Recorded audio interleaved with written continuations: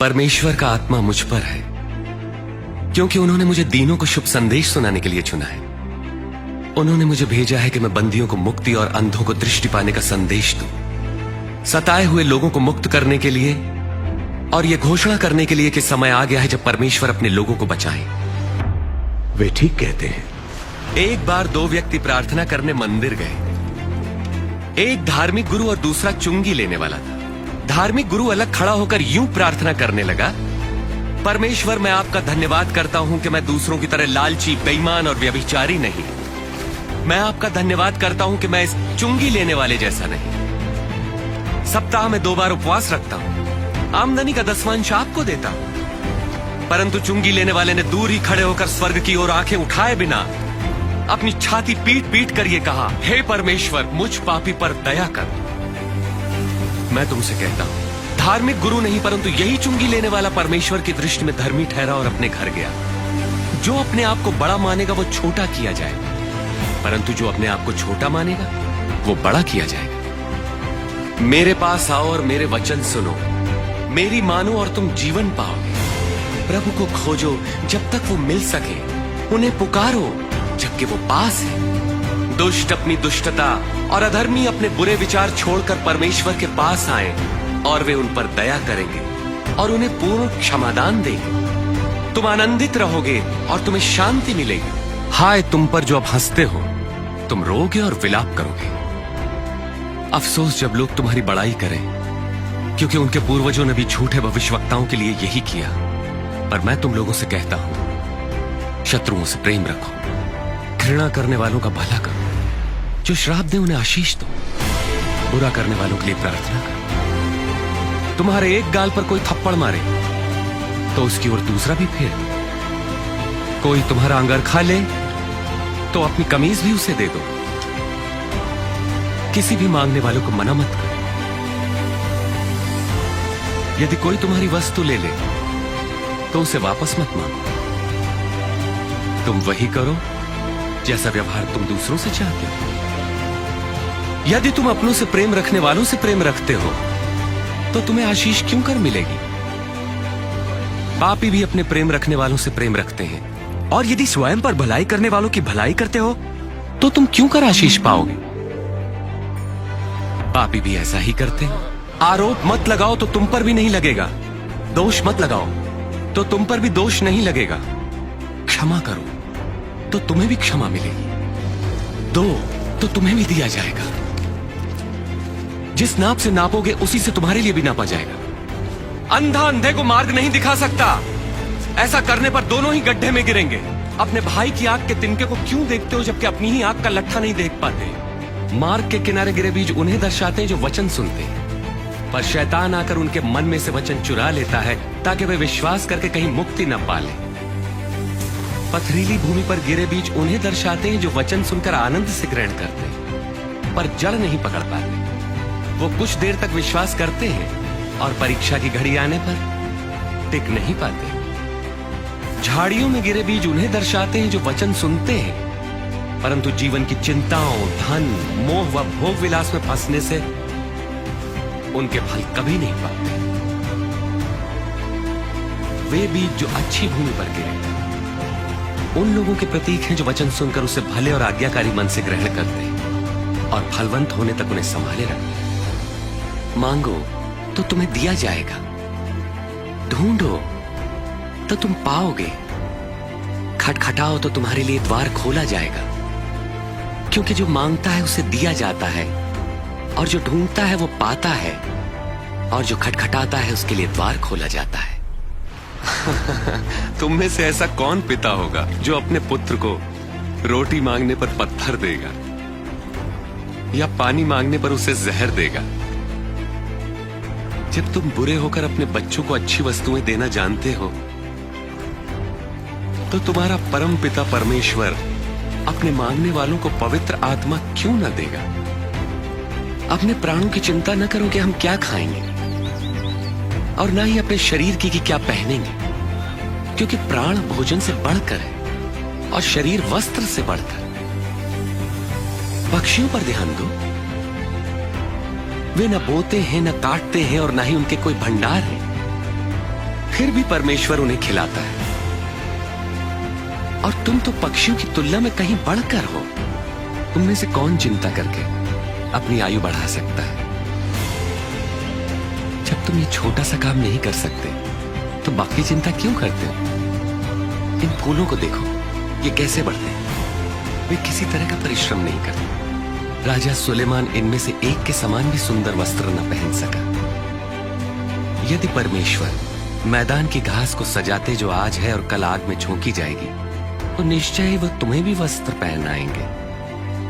यदि तुम्हारा विश्वास राई के दाने के बराबर भी होता तो तुम इस पेड़ से कहते कि जड़ से उखड़कर समंदर में जा लग, तो ये तुम्हारी बात मान लेते। ऐ मेरे लोगों, भयभीत ना हो। परम पिता की यह इच्छा है कि तुम्हें राज्य दे। अपना सब कुछ बेचकर पैसा गरीबों को दान कर दो और ऐसे बटुए बनाओ जो फटते नहीं। स्वर्ग में धन इकट्ठा करो जहां वो घटता नहीं, क्योंकि कोई चोर वहां नहीं पहुंच सकता, न ही कीड़ा उसे नष्ट कर सकता है। जहां तुम्हारा धन होगा वहीं तुम्हारा मन भी लगेगा। तुम आज्ञाएं तो जानते हो, व्यभिचार न करना, हत्या न करना, किसी पर झूठे आरोप न लगाना, अपने माता पिता का आदर करना। तुम्हारे लिए भी एक काम करना आवश्यक है। अपना सब कुछ बेचकर धन गरीबों को बांट दो, तुम्हें स्वर्ग में धन मिलेगा। फिर मेरे पीछे हो लो। धनवान का परमेश्वर के राज्य में प्रवेश कितना कठिन। धनवान के लिए परमेश्वर के राज्य में प्रवेश मुश्किल है, जबकि ऊंट का सुई के नाके से निकलना सहज है। जो मनुष्य के लिए असंभव है वो परमेश्वर के लिए संभव है।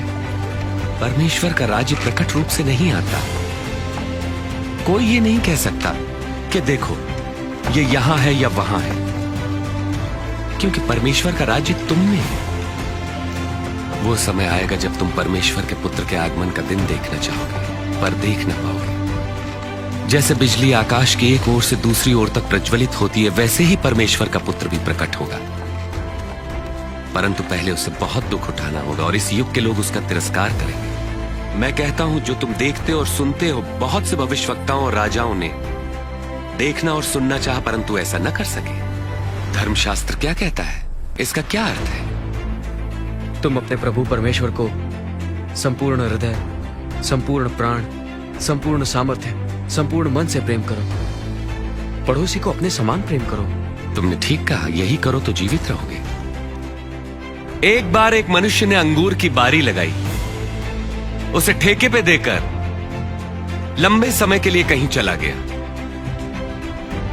जब अंगूरों को इकट्ठा करने का समय आया तो उसने अपने एक दास को भेजा कि फसल में उसका हिस्सा उससे मिल सके, परंतु ठेकेदारों ने उसे पीटकर खाली हाथ भगा दिया। तब उसने दूसरे दास को भेजा, पर ठेकेदारों ने उसे भी पीटा और अपमानित करके उसे भी खाली हाथ लौटा दिया। तब उसने तीसरे दास को भेजा, किंतु ठेकेदारों ने उसे मार पीट के बाग के बाहर धकेल दिया। तब अंगूर बारी के मालिक ने अपने मन में सोचा, अब मैं क्या करूं? अब मैं अपने प्रिय पुत्र को भेजूंगा, अवश्य ही वे उसका आदर करेंगे। परंतु ठेकेदारों ने उसे आते देखकर आपस में कहा, यह तो मालिक का पुत्र है, उसे मार डालें तो यह जायदाद हमारी हो जाएगी। उन्होंने उसे बारी के बाहर निकाला और मार डाला। अब देखो मालिक उन ठेकेदारों के साथ क्या करेगा। वो आकर उनको मारेगा और अंगूर की बारी दूसरे को दे देगा। तो इस वचन का क्या अभिप्राय है? जिस पत्थर को राजमिस्त्रियों ने निकम्मा जान नकार दिया, वही पत्थर सबसे श्रेष्ठ सिद्ध हुआ। जो कोई इस पत्थर पर गिरेगा वो चकनाचूर हो जाएगा, और यदि यह पत्थर किसी पर भी गिरेगा तो उसे पीस कर रख देगा। मेरे लिए अवश्य है कि मैं दुख उठाऊं, तिरस्कृत किया जाऊं और जान से मार डाला जाऊं, परंतु तीसरे दिन मृतकों में से जी उठूं।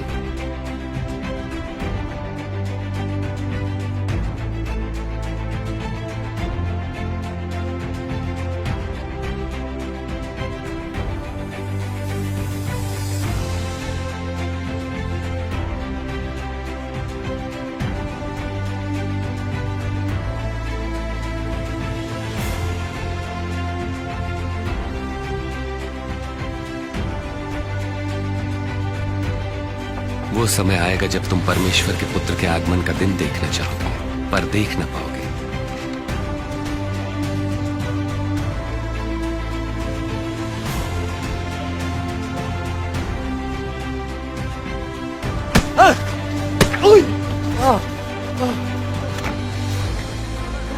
तुझे किसने मारा? भविष्यवाणी कर, अब तुझे कौन मारेगा?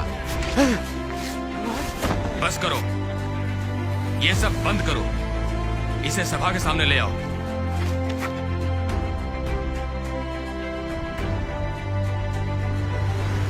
हमें बता, क्या तू ही मसीह है? यदि मैं बताऊंगा तो तुम विश्वास न करोगे। यदि मैं तुमसे प्रश्न पूछूं तब तुम उत्तर न दे सकोगे।